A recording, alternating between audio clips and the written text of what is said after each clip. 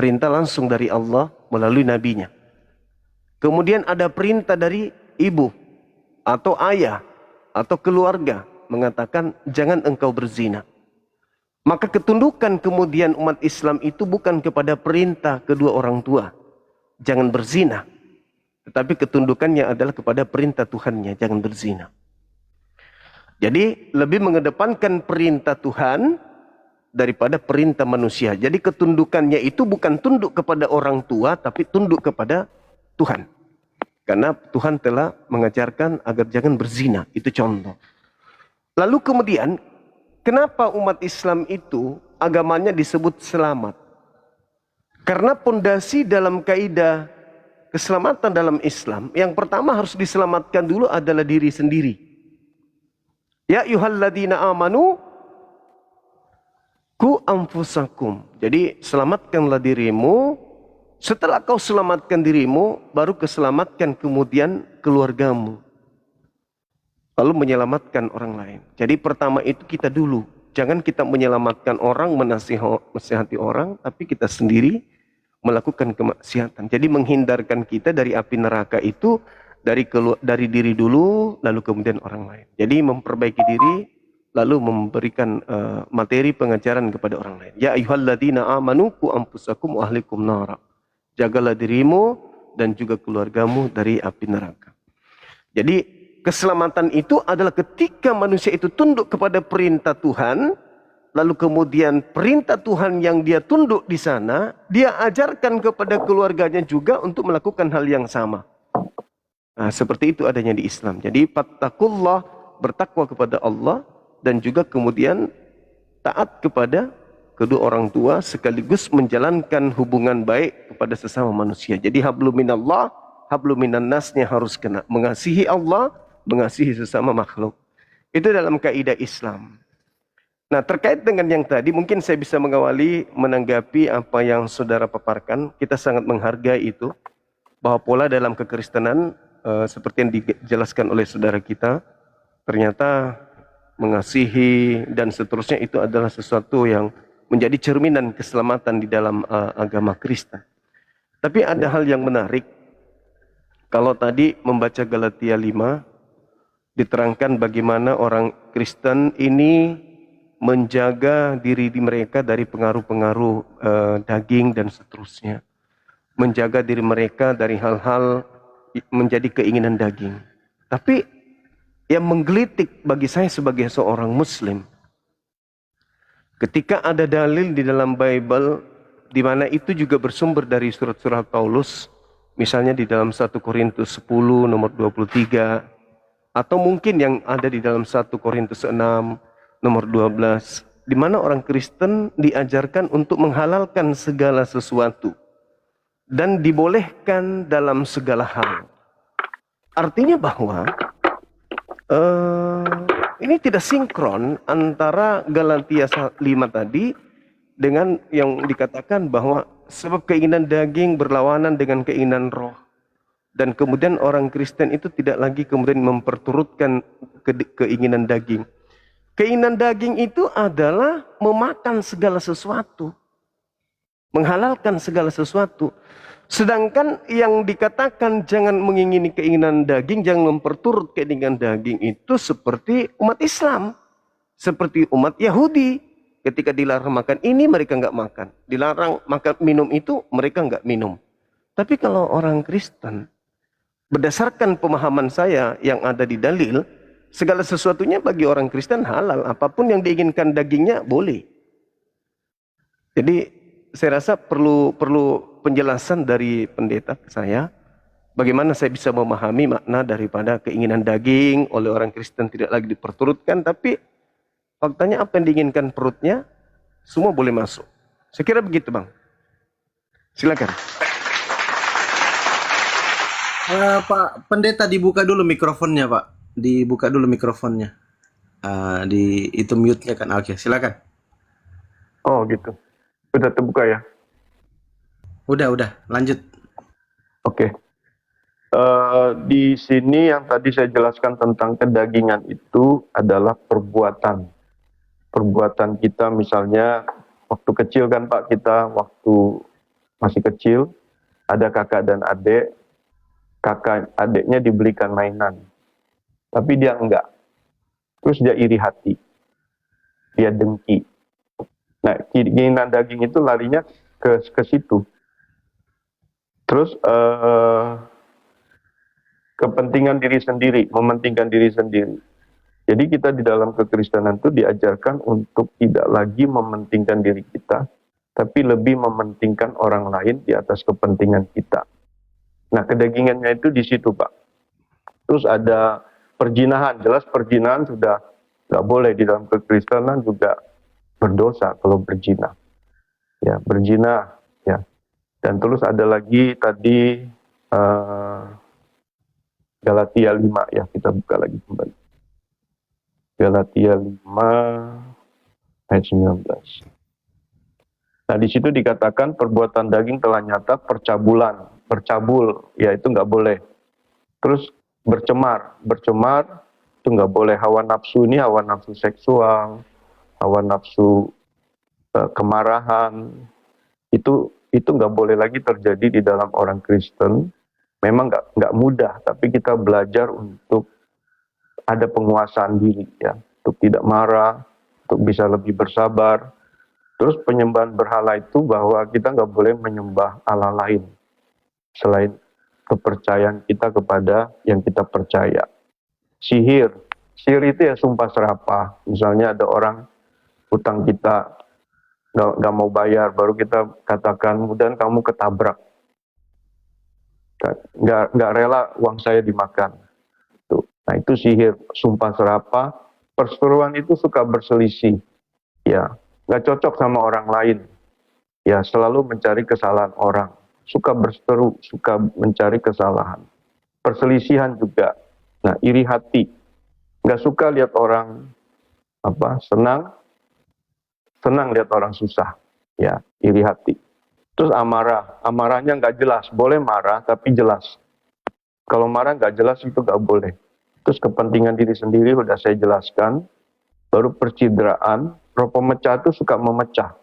Misalnya saya berkata kepada Pak dosen, ya, Pak dosen namanya tadi, ya, dosen kristologi. Saya berbicara kepada Pak dosen, saya berbicara tentang Juma. Pak Juma itu orangnya begini, orangnya nggak baik, gini. Terus saya ngomong sama Pak Juma, saya tentang ke Pak dosen begini, Pak Juma, gini. Nah, itu roh pemecah. Nah, itu di dalam kekristenan sebenarnya tidak boleh dilakukan dan tidak boleh ada, dihilangkan, dimatikan. Artinya jangan diaktifkan. Kedengkian, ya, kedengkian, baru kemabukan, ya, mabuk sampai mabuk, nyakiti orang, bunuh orang, maki-maki orang, itu nggak boleh. Nah, di situ, Pak, arti kedagingannya bukan soal makanan dan minuman, tetapi soal perbuatan kita. Oke. Ada hal menarik, ya. Kalau kita lihat di dalam pengajaran secara utuh, kalau kami umat Islam itu kan jelas Al-Quran, seperti yang saya katakan tadi, zalikal kitabu la raiba fihi hudal lil muttaqin. Al-Quran petunjuk bagi orang yang bertakwa, yang takut kepada Tuhannya. Al-Quran mengatakan la taqrabuz zina, umat Islam kemudian dilarang untuk berzina. Dan larangannya itu tidak pernah dibatalkan oleh Nabi Muhammad SAW. Artinya ketika kami tidak berzina, kami tunduk kepada perintah Allah, Tuhan yang kami sembah. Nah, di dalam kitabnya orang Yahudi, di Keluaran 20 nomor 14, jangan kau berzina. Itu ada perintah juga, jangan kau berzina. Lalu kemudian perintah ini menurut Paulus di dalam Efesus 2:15, Kristus, dengan matinya Kristus atau Yesus, dia telah membatalkan hukum Taurat beserta segala ketetapan yang ada di dalamnya. Berarti Keluaran 20:14 ini dibatalkan oleh Paulus. Lalu kemudian Paulus membuat aturan baru di dalam 1 Korintus 6 nomor 9 kalau saya tidak salah. Di situ ada perintah jangan mencabul atau jangan berzina. Jadi perintah Tuhannya dibatalkan dulu, lalu Paulus tampil membuat perintah yang agak mirip dengan perintah itu. Nah, Kristen sekarang taatnya kepada Paulus. Sedangkan kalau berbicara mengenai zina, berdasarkan pengajaran Yesus, itu adalah hal yang sangat berat. Dan Kristen sayang sekali tidak bisa sampai hari ini menjalankan itu. Mohon maaf, mungkin saya keliru, nanti bisa diluruskan. Contoh misalnya ketika Yesus berkata di dalam Matius 5 nomor 20. Apa kata Yesus? Jika hidup keberagamaanmu tidak lebih baik dari hidup keberagamaan ahli Taurat, orang Farisi, kamu tidak akan bisa masuk ke dalam surga. Nah, Yesus mengatakan bahwa ketika ada perintah di dalam kitabnya orang Yahudi, Keluaran 20:14, jangan kau berzina. Kata Yesus, jika hanya selevel itu, tidak berzina, kau tidak masuk surga. Kamu harus lebih baik, kamu harus lebih sempurna dari ahli Taurat. Lalu Yesus menjabarkan di dalam Matius 5 nomor 27, kamu mendengarkan jangan kau berzina. Akan tetapi, nah ajaran Yesus nih, hidup lebih baik, lebih sempurna dari ahli Taurat yang jangan berzina itu adalah barang siapa yang melihat perempuan dan mengingini di dalam hatinya, maka dia telah berzina. Lalu apa yang terjadi, kata Yesus, ketika ada orang mengingini wanita dan menginginkan dalam hatinya, matanya harus dicungkil. Kata Yesus, lebih baik satu matamu ditiadakan daripada dua matamu, dua-duanya masuk ke dalam api neraka. Ini ajaran Yesus. Betul. Ya, itu ajaran Yesus. Tapi saudara Kristen tidak menjalankan, setahu saya nih. Nah, sedangkan yang dijalankan oleh saudara kita Kristen seperti yang di Galatia tadi, atau di 1 Korintus 6 nomor 9, jangan kau mencabul, jangan kau memburit. Nah, ini yang ditaati oleh saudara kami Kristen. Perintah Tuhannya dibatalkan, perintah Yesusnya cungkil mata tidak dilakukan, tapi kembali membentuk suatu pengajaran jangan mencambul atau jangan berzina, sama seperti perintah Elohim yang sudah dibatalkan Paulus dengan mengatakan Yesus menjadi pembatalnya. Dengan matinya Yesus, dia telah membatalkan segala hukum Taurat beserta segala perintah. Jangan berzina, batal. Lalu Paulus membuat perintah baru, jangan mencabul. Nah, Kristen di mana posisinya? Kristen taat kepada Paulus. Ini yang saya tangkap. Ajaran Kristen itu baik dalam segi aspek kehidupan. Jangan berzina. Kalau dia taat kepada Paulus, Kristen tidak boleh berzina. Karena ada perintah 1 Korintus 6:9, jangan mencambul, jangan memborit. Kalau taat kepada Paulus. Tetapi adakah perintah kemudian dari Tuhannya Yahudi untuk taat kepada Paulus setelah Paulus membatalkan hukum Tuhan? Nah, ini yang jadi pertanyaan besar bagi saya. Ketika Yesus mengatakan kepada yang ingin membunuhnya, iblislah yang menjadi bapakmu dan kamu mau melakukan keinginan-keinginan bapakmu. Keinginan bapak Elohim sudah dibatalkan, keinginan Paulus kemudian yang dilakukan. Saya kira saudara saya kalau menangkap ini sangat luar biasa untuk kita kaji. Silakan. Ya Pak, jadi Efesus 2 ayat 15 itu membatalkan yang ini Pak, bukan hukum moralnya, tapi hukum seremonialnya. Misalnya hari Sabat, terus soal makanan, minuman, sunatnya memang dibatalkan. Tetapi hukum moralnya yang 10 perintah Allah yang didapat oleh Nabi Musa di Gunung Sinai, jangan membunuh, jangan berzina, hormatilah kedua orang tuamu, itu gak dibatalin. Nah, jadi konteksnya itu, yang dibatalin itu hukum seremonialnya. Jadi apa yang dibatalkan itu meniadakan hukum seremonialnya Pak. Jadi kalau hukum yang 10 perintah Allah jangan berzina itu tetap kita orang Kristen harus melakukannya. Jadi yang tadi Pak udah ngomong dan kita juga sebagai saya terus belajar ya. Maksudnya itu berzina itu bukan saja melakukan hubungan baru dikatakan berzina, melihat aja dan mengingini dalam hatinya wanita lain selain istri kita itu udah berzina. Nah, jadi kita sebagai orang Kristen itu kehidupan Kristen kita harus lebih daripada ahli-ahli Taurat. Itu yang Tuhan perintahkan, yang sedang saya lakukan. Nah, kenapa tadi ditanya, kenapa orang Kristen banyak tidak melakukannya? Memang nggak gampang, Pak. Karena orang yang bisa melakukan ini adalah orang Kristen yang punya relasi dengan Tuhan. Artinya, kita yang ada di dalam Tuhan Yesus, firman-Nya ada di dalam kita, baru kita bisa lakukan. Kalau orang Kristen mengaku KTP saja orang Kristen, dia nggak pernah baca Alkitab, dan dia tidak menghidupi Alkitab, dan dia tidak mau melakukan apa perintah Tuhan. Kalau engkau percaya kepadaku, engkau harus hidup sama seperti aku hidup, kata Tuhan. Itu ada kan Pak ya? Dan itu harus kita hidupin. Nah, kalau kita hidupi itu, berarti kita harus ada relasi dengan Tuhan. Kita harus ada di dalam Dia, dan firman-Nya di dalam kita, itu di dalam pokok anggur. Ya, itu dikatakan, minta apa saja Tuhan akan kasih. Nah, jadi saya juga waktu saya berusaha untuk sendiri lakukan, tanpa ada Tuhan di dalam saya di dalam Tuhan, saya nggak bisa Pak. Tapi saya lihat waktu saya taat, saya lihat saya boleh ada di dalam Tuhan, maksudnya waktu saya nggak mampu misalnya, Tuhan mampukan saya. Saya berkata, Tuhan mampukan saya. Akhirnya tiba-tiba saya bisa mampu. Wah, saya percaya bahwa ini bukan saya, tapi Tuhan yang ada di dalam saya yang memampukan saya untuk bisa hidup seperti Dia hidup. Ya. Nah, jadi di dalam kekristenan itu ada juga dalam status hamba. Hamba, anak, sahabat, dan mempelai. Ya. Jadi waktu kita hamba itu, Tuhan gak mau jadikan kita hamba. Artinya hamba itu nggak tahu apa-apa yang tuannya lakukan. Hamba kan sama dengan tuan. Hamba itu nggak tahu apa yang dia lakukan. Tetapi kita sebagai orang Kristen diangkat menjadi anak, dari hamba menjadi anak. Nah, kalau anak kan ada warisan dari bapaknya, sebagai hubungan bapak sama anak. Terus ada sahabat. Sahabat itu memberitahukan apa yang mau dilakukan sahabat kita. Misalnya saya bersahabat sama Pak Juma.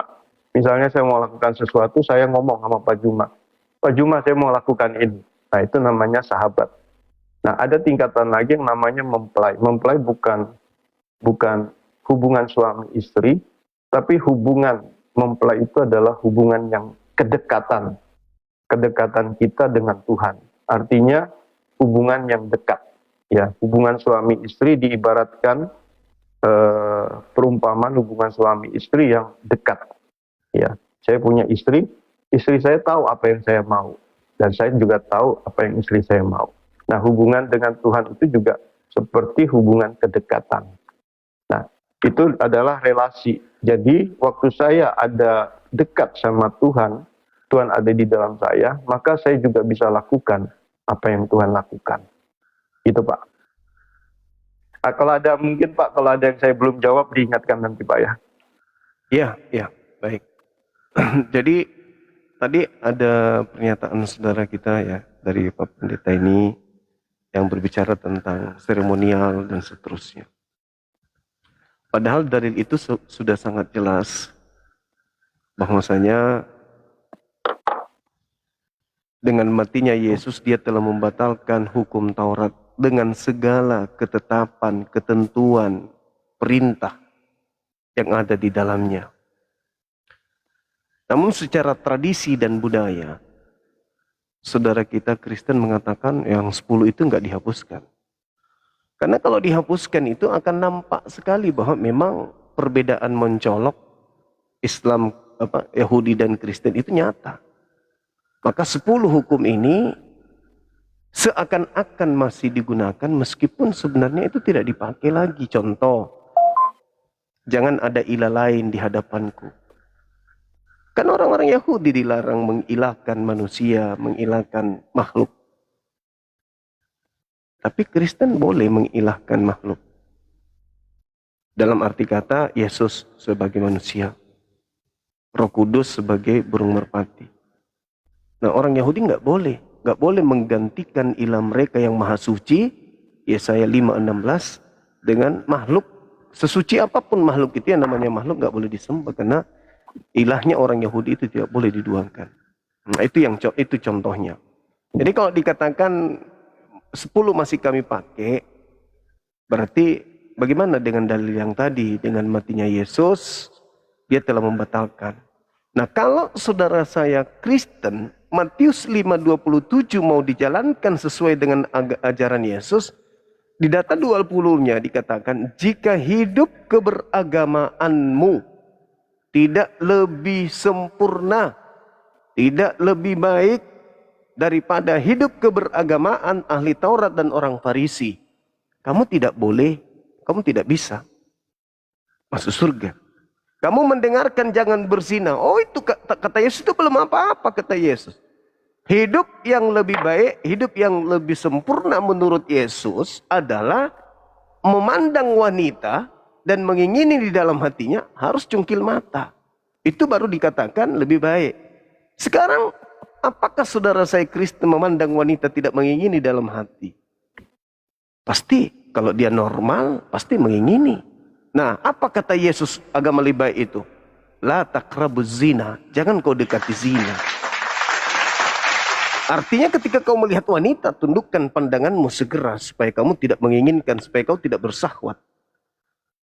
Kapan kamu bersahwat? Matamu cungkil. Nah, apakah saudara saya Kristen ini sudah mempraktekkan itu? Tidak.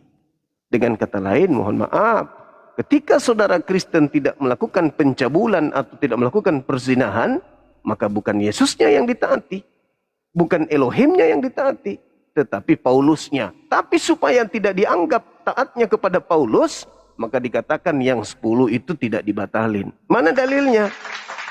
Bahwa yang dibatalkan ini cuma seremonial. Ketaatan kepada hukum 10 ini tidak dibatalkan. Dalilnya mana?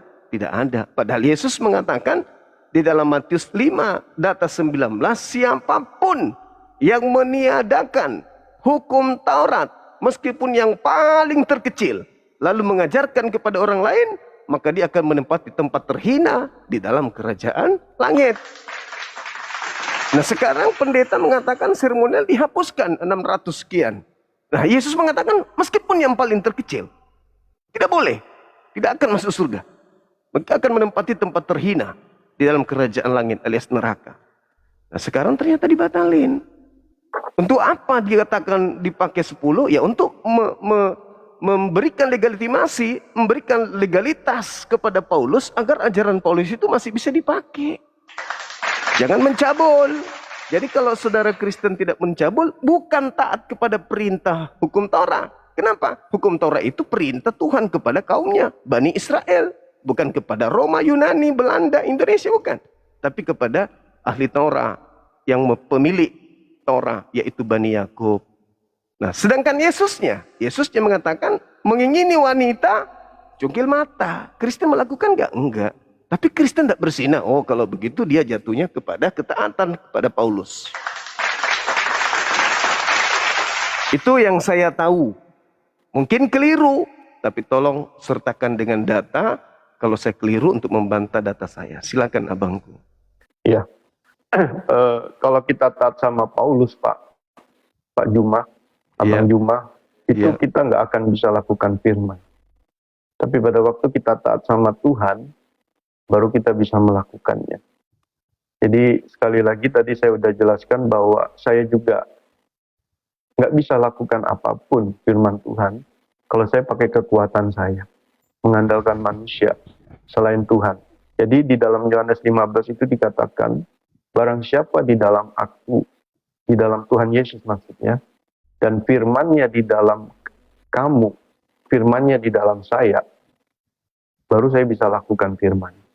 Dan banyak orang Kristen nggak bisa Pak lakukan itu. Karena dia masih di luar, bukan maksudnya dia tetap percaya Tuhan, tapi tidak ada di dalam Tuhan, tapi memakai kekuatan dia. Ya nggak bisa. Tapi kalau dia ada di dalam Tuhan, dia pasti bisa. Nah, jadi dalam kekristenan juga pada masa ini Pak Abang Juma, bahwa masih dalam anugerah. Anugerah itu bahwa kita diberikan kesempatan untuk bertobat. Nah, nanti kedatangan Tuhan Yesus yang kedua kali, baru kesempatan itu sudah hilang. Artinya penghakiman, kita nggak bisa lagi berubah. Begitu kita dipanggil Tuhan, seseorang mati dipanggil Tuhan, itu udah nggak bisa berbuat apa-apa lagi, dan perbuatannya lah mengikuti dia nanti. Jadi dia nggak bisa lagi untuk bertobat. Nah, masa bertobat itu Tuhan memberikan kesempatan pada waktu dia masih hidup. Masih bisa bergerak, masih bisa berubah, itu kesempatan. Tapi kalau sudah meninggal, itu nggak ada lagi kesempatan, dan perbuatannya lagi nanti yang akan dihukum atau dihakimi. Itu Pak Jum. Oke, abangku, kita kerucutkan. Boleh enggak saya minta dalil di mana yang 10 itu masih berlaku perintahnya? Sedangkan Paulus mengatakan di dalam Galatia 2 nomor 16, nomor 21, Paulus mendoktrin di sana. Keluaran. Sorry, ya Pak. Sorry. Galatia 2 nomor 16, tidak ada orang yang diselamatkan karena menjalankan hukum Taurat. Nomor 21-nya dia katakan, aku tidak meninggalkan kasih karunia. Sebab jika ada kebenaran dalam hukum Taurat, maka sia-sialah kematian Kristus. Itu kata Paulus. Jadi kalau saudara masih menganggap 10 hukum ini masih berlaku, maka ya saya katakan, mana dalilnya? Karena Paulus sendiri mengatakan semuanya sudah dibatalkan dengan matinya Yesus. Dan kesempurnaan, kalau dianggap ajaran Kristen itu sempurna, kesempurnaan itu berasal dari poin-poin atau item-item pengajaran Paulus yang merupakan doktrin yang dia bangun sendiri, seperti yang tadi yang saya katakan 1 Korintus 6 nomor 9. Jangan bercabul, jangan berzina. Atas perintah siapa Paulus menyampaikan itu? Atas perintah siapa? Perintah Yesus. Yesus mengajarkan apa? Cungkil mata.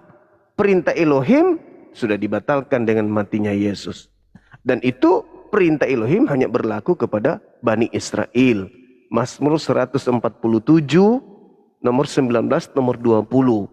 Hukumku yang datang kepada Yakub, aturan-aturanku yang kuberikan kepada Israel, tidak aku berikan kepada bangsa lain. Nah ini, ya, tapi kalau saudara membangun narasi bahwa Kristen itu harus begini, ya silakan, sah-sah saja. Karena Paulus mengatakan dalam 1 Korintus 11 nomor 1, aku Paulus yang harus kamu jadikan aku teladanmu, aku yang harus menjadi teladan. Jadi Paulus yang harus jadi teladan. Kalau Yesus yang jadi teladan, berarti sudah banyak orang-orang di gereja matanya dicungkil, Pak. Kenapa? Kita lihat data statistik nih. Berapa angka perceraian yang ada di kekristenan. Sedangkan di Kristen itu nggak boleh bercerai. Selain karena zina. Berarti kalau cerai itu ada 1.000 orang. Berarti ada 1.000 orang yang memandang wanita dengan mengingininya sehingga terjadi perzinahan. Berarti ada 1.000 orang Kristen yang akan dicungkil biji matanya. Tapi satu pun tak ada.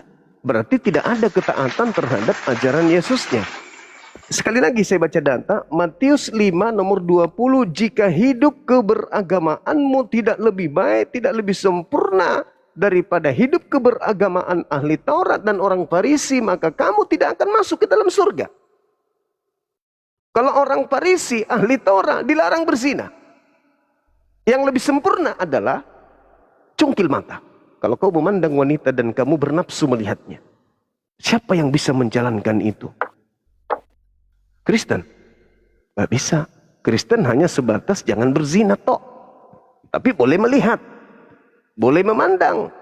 Makanya di gereja, mohon maaf, mungkin itulah sebabnya boleh memakai rok pendek ke sana. Laki-laki normal mana yang melihat paha mulus tidak ada keinginan? Pasti ada keinginan. Nah ini Yesus katakan cungkil mata. Jadi ajaran Yesus itu memang berat. Memang berat sekali. Dan kalau di Islam la taqrabu zina. Jangan mendekati, jangan mendekati. Jangankan berzina, mendekati pun tidak. Nah kalau Kristen jangan berzina, berarti yang lainnya boleh. Pegangan tangan boleh, sentuh-sentuhan boleh. Kemudian saling memandang dengan kedip-kedip mata sampai telan liur, itu boleh. Kenapa? Karena dia hanya menggunakan dalil jangan mencabul. Tapi mendekatinya boleh. Kalau di Islam dan ajaran Yesus, no. La taqrabuz zina. Jangan kau mendekati hal-hal yang bisa menjatuhkan dirimu pada poin persinahan. Contoh, memandang wanita yang bukan mahramnya, yang bukan kemudian halal untuknya. Tidak boleh dalam Islam. Nah, itu ajaran Yesus, Bang. Itu ajaran Yesus. Nah, Ya. sayangnya di Kristen, mohon maaf, tidak ada yang cungkil mata. Saya kira begitu. Mereka belum ini Pak, maksudnya yaitu tadi saya katakan kembali bahwa semua orang Kristen itu nggak bisa lakukan tanpa dia punya relasi dengan Tuhan. Artinya seperti pokok anggur itu Pak. Jadi ranting itu ada pokok, ranting tidak bisa berbuah kalau dia tidak ada di pokok anggur itu. Itu Yesus memberikan perumpamaan. Jadi ini pokok anggur, ranting harus ada di dalam.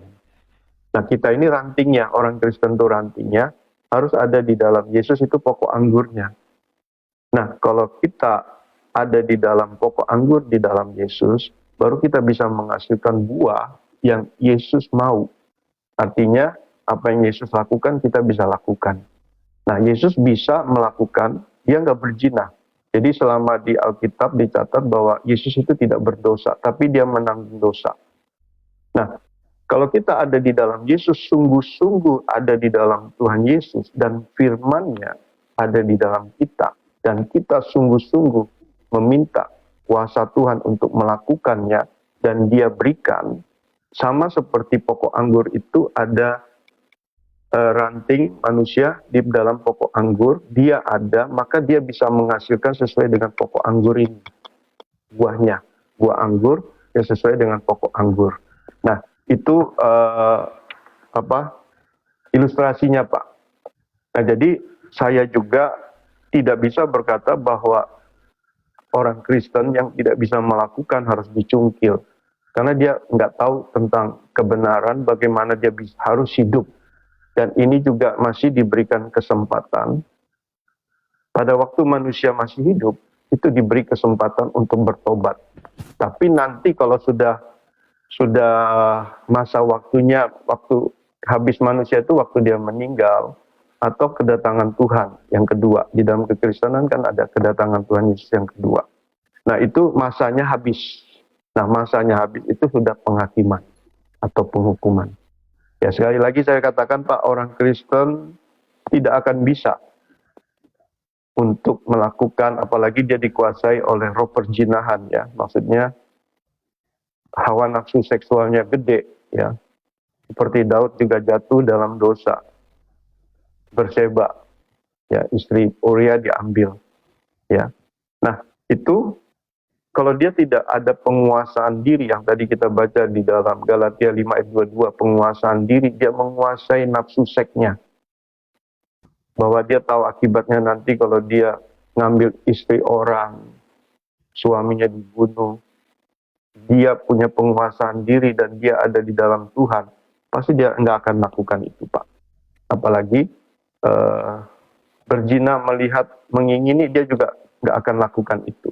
Apabila dia benar-benar ada di dalam pokok anggur itu. Karena ranting anggur akan berbuah buah anggur apabila ada di pokok anggur itu. Dan kita juga sebagai orang Kristen bisa berbuah apabila ada di pokok anggur, yaitu Yesus Tuhan, maka saya bisa lakukan apa yang seperti Yesus lakukan. Jadi kalau saya berkata bahwa saya percaya sama Paulus, saya memakai kekuatan Paulus, saya nggak bisa juga lakukan firman. Itu Pak Juma. Mungkin nggak ketemu ya, maksudnya belum connect ya. Ya izin, tadi pertanyaan Bang Zuma, Pak Pendeta, itu ada nggak dalil yang bisa ditunjukkan oleh Pak Pendeta mengenai di dalam Efesus 2:15 itu hukum seremonial aja yang dibatalkan gitu loh. Ada di keluaran 20 Pak, maaf, keluaran 20 ayat 1 sampai 17 itu dikatakan jangan ada padamu Allah lain di hadapanku.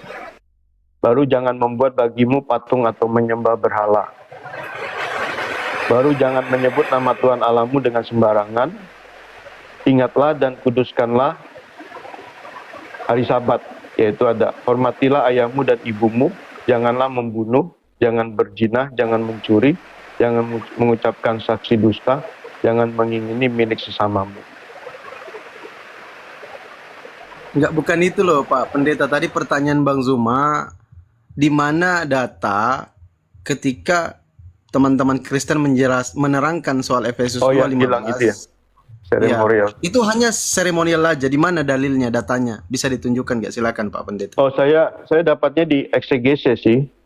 Cuma nanti kalau memang itu saya carikan besok ya. Karena ini besok nanti kita kapan nanti kalau bisa ketemu lagi sama Bang Siap, Zuma siap. ya. Siap. Bang Zuma, monitor didengar tadi jawabannya Pak Pendeta Ministry? Signal beliau kali ini. Oh jelek ya. Kalau gini Enggak, 1 2 3. Signalnya Bang Zuma yang ini, karena beliau kan lagi di gunung nih.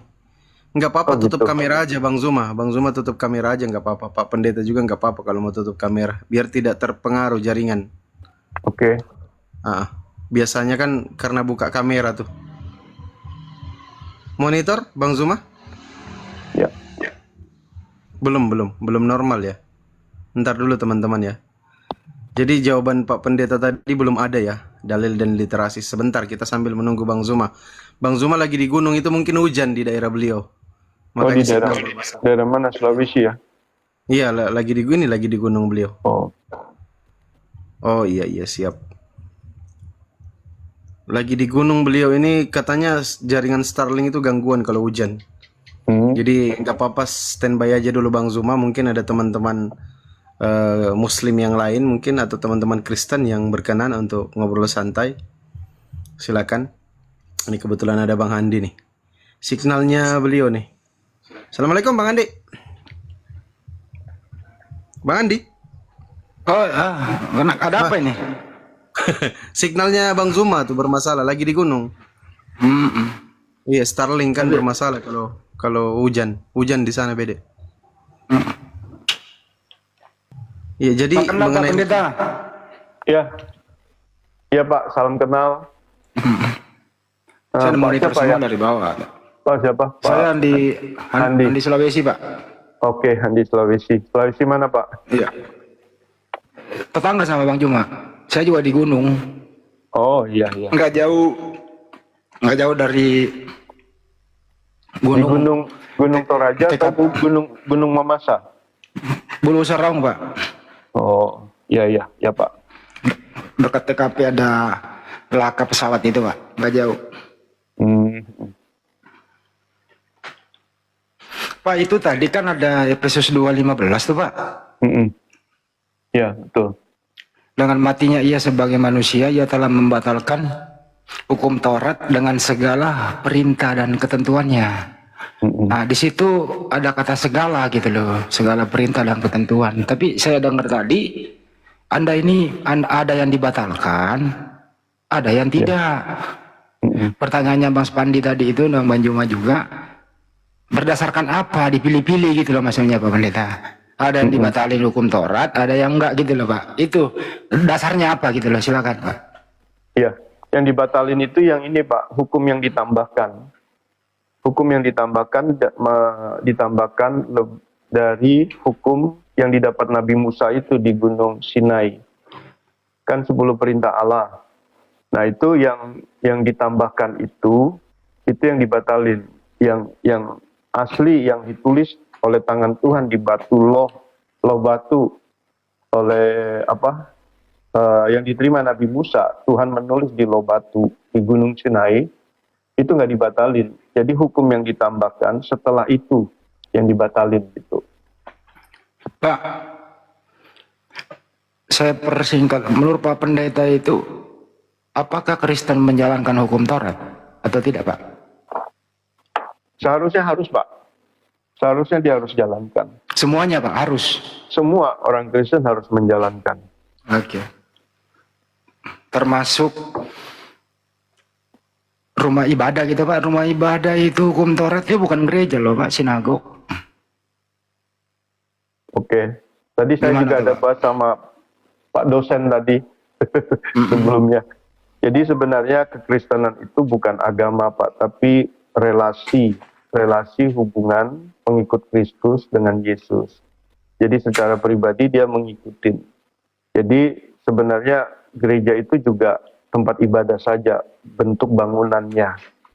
Tetapi yang sebenarnya yang ditekankan di dalam kekristenan sekarang itu adalah tubuh bait Allah kita ini, tubuh manusia kita ini.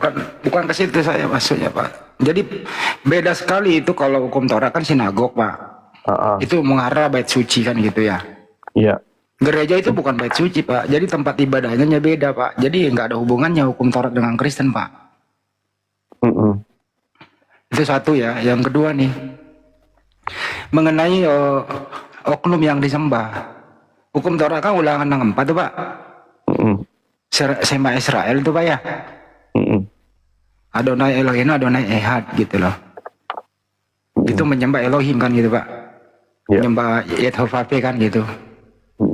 Tapi kenapa di Kristen nambah ada Yesus Pak? Kenapa? Kalau taat hukum Taurat kenapa nambah Yesus sebagai Tuhan Pak? Gitu. Nah, kalau Yesus itu kan kalau firman yang menjadi manusia, baru Maria mengandung daripada Roh Kudus. Jadi kepercayaan orang Kristen itu bahwa Yesus itu adalah pribadi Allah yang menjadi manusia. Maka dia bisa disembah, Pak. Nah, jadi itu itu kan kepercayaan kami itu. Iya, kepercayaan Kristen begitu Pak. Kepercayaan yang ditanamkan dalam hukum Taurat nggak ada yang kayak gitu, Pak. Ya. Artinya ya. Ya, ini kan Bang Zuma bermasalah nih signalnya. Mungkin kita nanti atur waktu untuk Pak Pendeta lagi diskusi lagi sama Bang Zuma. Untuk sekarang mungkin bisa 10-20 menit Bang Handi sama Pak Pendeta ngobrol-ngobrol santai. Silakan Bang Handi. Gak apa-apa ya Pak Pendeta ya. Santai aja. 10 menit lagi ya Pak. Soalnya saya biasa tidur. Aman-aman. Lanjut Bang Handi. Biasanya saya tidur jam 10, jam 11. Siap Pak Pendeta, siap aman-aman. Karena faktor usia udah Pak. Jadi kalau menurut saya Pak, mohon maaf nih, hukum Taurat itu untuk Bani Israel Pak. Pak Juma tadi udah kasih data ya untuk Bani Yakob. Yeremia 31 kan. Itu ya perjanjian baru untuk Bani Yakob gitu hukum Taurat. Bukan untuk seluruh dunia kan gitu. Tapi kalau ada orang mau ikut-ikutan silakan, tapi jangan juga mengatasnamakan make tapi nggak dipakai gitu loh, nggak diaplikasikan dalam kehidupan keagamaan. Pertama konsep ketuhanan beda, ya tempat ibadah beda, hari beribadah beda, yang disembah beda, itu loh Pak. Dan memang Paulus saya akui di sana, Efesus 2:15 tadi itu dia membatalkan Yesus mati, hukum Taurat batal dengan segala perintah dan ketentuan. Ditambah lagi Galatia 2 berapa tadi itu ya? Galatia 21 berapa tadi? Galatia 2 nomor 21. Kalau ada kebenaran dalam hukum Taurat, sia-sia kematian Yesus, Pak. Pak Pendeta udah baca belum tuh? Galatia 2 nomor 21. Itu jelas itu, Pak. Saya baca, Pak ya. Aku tidak menolak kasih karunia Tuhan. Sebab sekiranya ada kebenaran oleh hukum Taurat, maka sia-sia kematian Yesus. Ada nggak kebenaran di hukum Taurat, Pak? Artinya bahwa gini Pak, semua kita itu nggak ada bisa melakukan hukum Taurat. Nggak ada manusia yang bisa melakukan hukum Taurat. Jadi hukum Taurat itu sangat banyak sebenarnya yang ditambahkan. Selain daripada 10 perintah Allah itu. Jadi banyak aturan-aturan di hukum Taurat itu manusia nggak bisa lakukan. Nah jadi, tapi Yesus bisa lakukan. Yesus menggenapinya di mana dia mati menggenapi hukum Taurat itu. Nah, jadi yang dibatalkan itu sebenarnya yang ditambahkan. Hukum Taurat yang ditambahkan. Bukan hukum Taurat yang asli. Aslinya itu kan 10 perintah Allah yang tadi saya katakan bahwa Musa mendapatkan 10 perintah Allah itu di Gunung Sinai. Tuhan sendiri menulis dengan tangannya di Pak Pendeta. Interaktif aja Pak. Tidak ada manusia yang bisa melaksanakan hukum Taurat. Hukum Taurat itu Pak untuk Bani Israel sampai sekarang ini Pak, Yudaism masih sanggup melaksanakan hukum Taurat. Jadi nggak boleh juga memberikan judgment, menghukum Yudaism. Mereka masih mempergunakan hukum Taurat. Hukum Taurat sebagai sumber dari segala sumber mereka Yudaism itu Pak sampai detik ini. Di Iya. zaman Nabi Musa juga gitu loh. Jadi nggak boleh mengatakan tidak ada manusia yang sanggup. Itu Yesus sanggup, Yesus taat terhadap hukum Taurat. Yesus berkata kan di Bible itu bahwa tidak boleh satu titik pun dihilangkan dari hukum Taurat. Berarti Yesus sanggup melaksanakannya, Pak. Iya. Artinya Yesus sanggup kenapa? Ya dia mengikuti semua itu. Berarti ada yang bisa melaksanakannya. Terus Kristen ini dari mana gitu loh? Apa hubungannya Kristen sama hukum Taurat? Itu pertanyaannya, Pak Pendeta. Silakan. Jadi yang bisa lakukan itu sebenarnya Yesus saja, Pak. Manusia yang lain selain Yesus nggak bisa. Nabi Nggak Musa bisa, Pak. Nabi Musa kan ceritanya akhirnya kan dia nggak masuk tanah perjanjian itu di dalam Alkitab. Jadi menurut Pak Pendeta Nabi Musa ini pelanggar hukum Taurat. Bukan, dia melanggar. Ada dia disuruh untuk berkata kepada gunung batu, tapi dia memukul. Nah, jadi ada Kesimpulannya perintah. Pak. Kesimpulannya Pak Pendeta. Ini interaktif aja. Menurut Anda Nabi Musa itu melanggar hukum Taurat? Bukan melanggar, Pak. Ada dia melanggar perintah Allah yang Ya tadi kan Tuhan melanggar suruh. itu. Melanggar ya? Iya. Oke. Orang yang melanggar perintah Tuhan itu, Pak. Gitu ya. Itu tempatnya di surga apa neraka, Pak? Melanggar perintah Allah. Iya. Kalau dia bertobat ya berubah, Pak. Kalau dia nggak bertobat ya tetap ada hukumannya. Nabi Musa bertobat nggak, Pak? Kalau Nabi Musa pada akhir hidupnya dia menang karena dia menurut penafsiran saya karena dia juga bersama Elia itu ada waktu menampakkan diri kepada Yesus. Ya intinya Nabi Musa, intinya Nabi Musa ya dia yang menerima Torah, Kak. Masa dia yang melanggar, Pak? Gimana sih? Kan aneh itu, dia yang menerima Torah, masa dia yang langgar? Gimana Bapak ini? Nah, tapi Nabi Musa kan, tapi saya nggak mengatakan Nabi Musa melanggar hukum Taurat, Pak. Kan tadi Anda mau hanya Yesus yang bisa melaksanakan hukum Taurat. Iya, Kalau hanya Yesus, berarti Nabi Musa nggak bisa dong. Kan gitu, Pak? Konsisten dong. Oke, nanti besok saya kasih jawabannya ya, Pak. Nabi Musa. Baik. Soalnya, kalau diskusi ini kan nggak bisa cari data-data secara cepat. Nah, sebenarnya nggak perlu pakai data sih, Pak. Cuman pakai logika aja bahwa yang menerima hukum Taurat itu dia sendiri yang melanggar gitu ya. Kan itu sih sebagai logika berpikirnya di sana. Yang kedua, Pak, Yesus tadi Anda mengatakan bahwa Yesus itu menurut Anda menggenapi hukum Taurat atau menambahkan hukum Taurat? Menggenapi, Pak. Dia menggenapi. Ya. Menggenapi itu, Pak, menambah atau mengurangi, Pak? Maksudnya menggenapi itu menghidupin, menggenapi, memenuhi hukum Taurat. Dia memenuhi artinya menjalankan hukum Taurat, taat terhadap hukum Taurat, gitu ya, Pak ya? Oke. Kalau Kristen, Pak, taat nggak terhadap hukum Taurat? Harusnya taat, Pak. Nggak boleh tidak. Tapi taat yang taat yang itu 10 aja, Pak. Itulah pertanyaannya kembali lagi, Pak. Kenapa dipilih-pilih? Iya, memang maksudnya itu aja yang secara didapat dari Tuhan. Tuhan menulisnya di loh batu itu. Tapi kan Yesus berkata tidak boleh ngurangin satu titik, Pak. Kenapa Anda ngurangin banyak? Bukan, itu kan hukum Taurat itu kan ada yang ditambahkan, ada yang didapat dari Tuhan langsung. Nah, dari Tuhan langsung ini nggak boleh dihapuskan. Siapa Tapi yang ngomong kayak gitu, Pak? Yesus berkata satu titik, Pak. Semua hukum Taurat satu titik nggak boleh, Pak. Apalagi satu pasal, Pak. Hukum Taurat itu kan berasal dari Nabi Musa yang disuruh berpuasa 40 hari 40 malam. Itu sebagian perintah, Pak. Kan banyak yang lain. Seperti itu yang sunat, ditambahkan. seperti sunat, makan haram halal dan seterusnya itu, Pak. Gitu loh. Kalau gitu saya ikuti, Pak, pendeta terakhir ya. 10 perintah Tuhan itu, Pak, memang Kristen yakin, Pak, melaksanakan itu? Ya itu tadi saya ada katakan sama Bang Juma juga.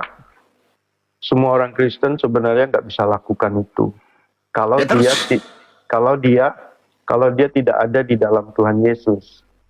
Ilustrasinya gini, Pak. Pokok anggur, Saya dulu ranting, bertanya, boleh. Bentar dulu, Bang. ranting anggur itu tidak akan bisa berbuah anggur kalau dia tidak ada di pokok anggur. Saya udah dengar tadi itu Pak, jawaban ada ke Bang Joma, masalah anggur kan gitu. Oke. Kita cek pertama Pak aja ya. 10 perintah Tuhan kan kalau pertama itu jangan ada padamu ilah-ilah lain ya Pak ya.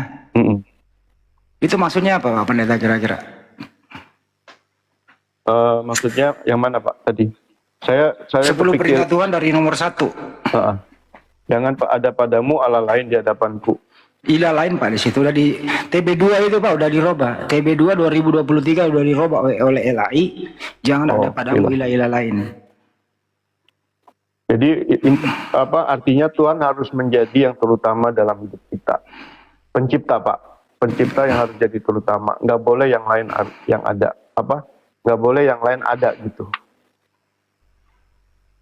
Jadi fokusnya kepada maksudnya di situ kalau pencipta. menurut saya Pak, jangan ada padamu ilah-ilah lain. Artinya hanya ada satu ilah, nggak boleh nambah ilah Pak. Hanya satu ilah, betul Pak Pendeta?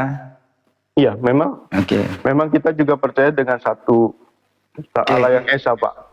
Kalau ilah lain yang satu itu menurut Pak Pendeta yang mana Pak? Maksudnya itu Allah itu satu. Yang Tapi mana, dia Pak? punya, kalau saya kekristenan kan percaya 3 pribadi Pak, tapi satu. Nah, jadi mungkin itu pertanyaannya Pak ditambahin. Pendeta, jangan ditambahin. itu susah. Itu susah dimengerti. Itu Enggak, susah Pak, dimengerti sederhana. buat Saya nggak mau mempersulit Pak Pendeta. Kalau satu ilah lain, ilah itu siapa gitu loh. Nah, jadi ya kalau itu kan biasa dipanggil Allah kan, tapi ada 3 pribadi. Nah, Yesus Ini Bapak Pendeta nambah ini loh. Di situ jangan ada pamu ilah-ilah lain, Anda jadi 3. bukan 3 Pak, tapi satu, tapi Ya, kalau masing-masing punya tugas masing-masing. Ya kalau satu itu yang siapa Pak? Kalau satu itu Pak Pendeta. Mungkin Bang Andi. Kenapa jadi ribet gitu loh? Kalau ini Pak, kalau didiskusikan udah ketemu kita Pak. Iya mungkin besok aja Pak Pendeta izin mungkin. Maaf ya Pak udah Pendeta. mentok. Salam toleransi Pak. Iya salam. Saya udah tadi janji sama Pak dosen. Saya 1 jam aja tadi. Iya, bahwa siap. saya biasa tidur jam 10 sih. Iya siap Pak Pendeta. Pak Pendeta Kalau dia terima ini, kasih banyak. kalau entar dulu, kalau hostnya ini kan dosen, kalau saya guru bahasa Indonesia Pak Pendeta. Oh ya, guru bahasa Indonesia. Iya. Salam toleransi ya Pak. Salam Pak Iya, Pendeta. salam Maaf ya Pak toleransi. Pendeta ya. Boleh saya pamit ya Pak. Iya, Siap, boleh, makasih banyak Pak Pendeta. Oke. Makasih Semua banyak. ya. Nanti besok Siap, saudara-saudaraku besok yang kita ada atur di. waktu lagi ya. Pak Pendeta besok kita atur waktu lagi. Oke, saya kirim salam dulu ya Pak sebentar. Terima Siap, kasih silakan. buat teman-teman, sahabat-sahabatku yang di Komal ini, termasuk guru bahasa Indonesia tadi ya. Iya Pak, Andi Bang Sulawesi Juma, Pak. Di Sulawesi. Bang dosen, baru apa lagi? Handi. Ya, Andi Sulawesi. Andi Sulawesi. Iya. Kita semua kita boleh berbeda, tapi kita harus bersatu. Amin. Siap. Harus Kita wajib itu Pak. adalah warga bangsa Indonesia yang harus bersatu. Tidak Setuju ada itu perpecahan. Pak. Setuju, Oke. setuju. Ya. Salam toleransi, sukses Siap. selalu, Siap. dan berhasil kita semua. Oke, saya pamit ya Pak. Ya. Ya, makasih Pak Pendeta. Ya, oke. Ya. Selamat Salam malam. toleransi, tapi toleransi nggak boleh kebablasan. Bagimu agamamu, bagi kami agama kami. Tapi jangan pakai istilah agama kami. Itu nggak toleran namanya. Iya, Bahasa Pak Guru, Indonesia siap. lu lawan. Siap Pak Guru, siap. Oke, ini ada abang kita. Assalamualaikum warahmatullahi wabarakatuh. Saya bukan Oten yang ditanya. Waalaikumsalam warahmatullahi wabarakatuh. Wah, Andi ini lari-lari, kejar di sana sini, lari ke sana. Pusing juga ini orang. Kejarlah aku Bambal. Di mana aku berada Bambal harus ikut bantu Silakan, aku. Iya, Bambal makanya. Bang Aku lagi nge-live kan Bang Handi, lari lagi. Ada Bang Levi nih, mau ngobrol santai mungkin. Silakan. Yang Kristen, silakan, kalau Bang ada Andi. yang mau naik, typing aja ya teman-teman Kristen, typing aja. Kalau mau naik typing aja.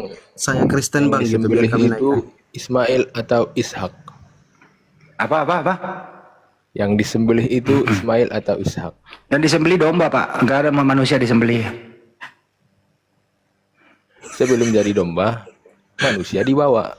Kan ada yang bertanya disembelih Ismail atau Ishak. Enggak ada manusia disembelih, yang disembelih domba. Oke, saya ulangi ya. Saya guru bahasa Indonesia loh ini. Yang dibawa ke gunung itu Ismail atau Ishak. Apa? Mau nyari hidayah ini bang. nyari Nggak hidayah, usah, ya nggak kan? usah sok-sok hidayah Boleh lah, ada, ada nggak bebas. usah. Ya silakan. Ismail atau Ishak? Nggak ada yang disembeli itu domba. Kan pertanyaan Anda yang disembeli Ishak atau Ismail? Enggak, dua-duanya enggak, yang disembeli domba. Bener nggak jawaban gue teman-teman? Jawabannya Tepat Bang sekali benar. perkataanmu. Oke. Sebelum Guru, sebelum tepat dirubah sekali jadi domba kan perkataanmu, dibawa di Guru. gunung. Betul katamu itu guru. Betul katamu itu guru, sebab aku guru dan tuan. Gimana bang? Pertanyaannya lagi. Jadi Bang, di mana itu jalan terang itu sebenarnya? Jalan terang itu bang, di kota. Kalau di hutan gelap bang. Ah, ya, ada lampu penerang kalau malam. Hai guru. Ikan jalan terang. Saya bahasa Indonesia Jalan loh terang saya ini. apa Bang ya? Yang Salah nggak kalau saya bilang jalan terang yang itu di religius kota? ya? Ntar dulu bang. Benar itu, benar ya, kamu bilang Ya benar. benar, ya udah. Nah, Ya, gimana? yang religius Bang. Oh yang Maksudnya ini religius. yang rohani ya Bang ya. Oh yang rohani gimana? Nah, mau mencari jalan terang. Kalau mau mencari jalan terang, tinggalkan kegelapan. Artinya apa? Kalau para nabi itu sudah menjelaskan hanya ada satu Tuhan, ya ikuti para nabi itu. Siapapun nabi yang menyampaikan, yaitu jalan terang. Tadinya jalan jahiliyah, jalan kegelapan. Banyak orang menyembah berhala. Nah, datang nabi, satu Tuhan loh itu. Nah itu dari kegelapan menjadi terang benderang. Itu secara rohani bang. Jadi semua nabi itu muslim itu Bang. Semua nabi muslim berserah diri kepada Tuhannya. Terus kenapa Yesus dibilang Tuhan? Ya karena orang yang mengatakan dia Tuhan, Yesus sendiri mengatakan dirinya utusan. Betul. Itu yang saya lihat Bang di Alkitab ya. Iya, Tidak ada dibilang aku Tuhan gitu kan. nggak ada, Sembah aku gitu kan. nggak ada bang. Jadi kadang memang agak bimbang Bang. Jadi agak bimbang kan. Ya udah, abang ikut saya aja. KTP-nya mana?